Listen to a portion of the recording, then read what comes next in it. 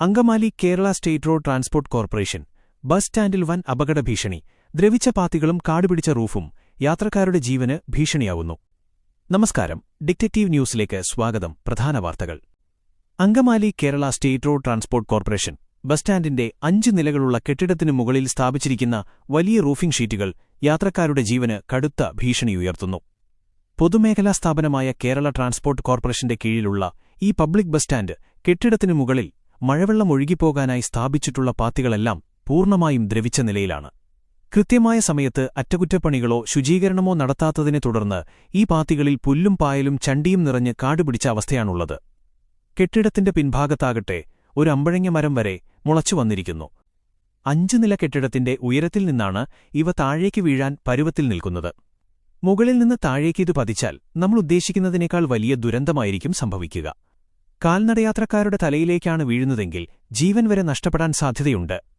കനമേറിയ വലിയ ഷീറ്റുകളായതിനാൽ തന്നെ മുകളിൽ നിന്ന് വീഴുമ്പോഴുണ്ടാകുന്ന ആഘാതത്തിൽ ആളുകൾക്ക് ഗുരുതരമായി പരിക്കേൽക്കാനോ ജീവാപായം തന്നെ ഉണ്ടാകാനോ ഉള്ള സാധ്യത വളരെ കൂടുതലാണ്.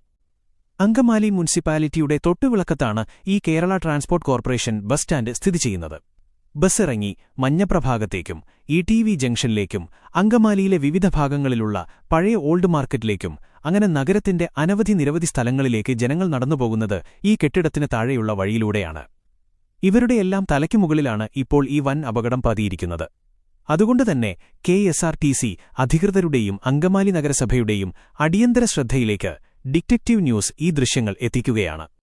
നിലവിൽ ശക്തമായ മഴക്കാലമായതിനാൽ പാത്തികളിൽ വെള്ളം കെട്ടിക്കിടന്ന് ഇതിന്റെ ഭാരം വീണ്ടും വർദ്ധിക്കുകയാണ്.